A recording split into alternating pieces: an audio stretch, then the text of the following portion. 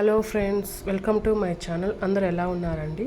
ఈరోజు మనం పన్నీర్ దమ్ బిర్యానీ చేయబోతున్నాము. దానికి కావాల్సిన తయారీ చూద్దాము. ఫస్ట్ నేను ఆల్రెడీ ఆయిల్ హీట్ చేశానండి. దాంట్లో టమాటా ప్యూరీ వేసాను. దాని తర్వాత కొంచెం పసుపు వేసాను అండ్ అల్లం వెల్లుల్లి పేస్ట్ వేసాను.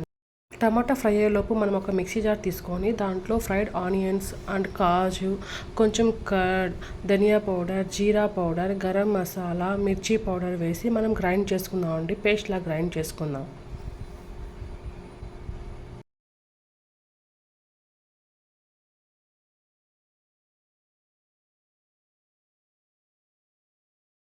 చూసారా ఫ్రెండ్స్, ఆయిల్ కూడా వచ్చేసిందండి. ఇప్పుడు మనం గ్రైండ్ చేసిన పేస్ట్ని వేసి మొత్తము బాగా కలుపుదామండి.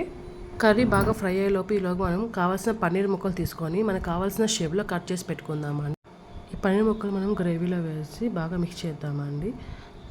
నేను దీంట్లో కొంచెం కసూరి మెత్తి కూడా యాడ్ చేశానండి. ఈ గ్రేవీ అయ్యేలోపు మనము బిర్యానీ రైస్ ప్రిపేర్ చేద్దాము. నేను 3 గ్లాసెస్ ఆఫ్ రైస్ తీసుకున్నానండి.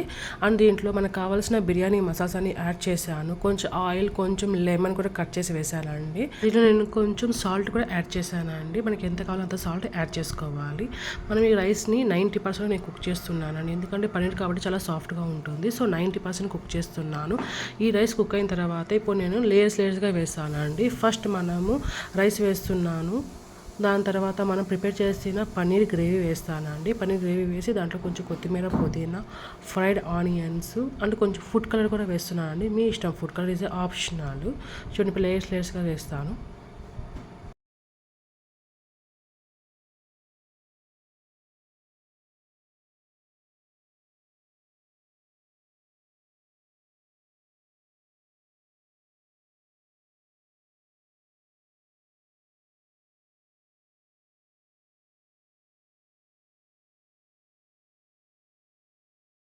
అండి, చూడడానికి ఎంత కలర్ఫుల్గా ఉందో. ఇప్పుడు నేను ఫాయిల్తో కవర్ చేసి 15 to 20 మినిట్స్ లో మీడియంలో దమ్మిస్తాను.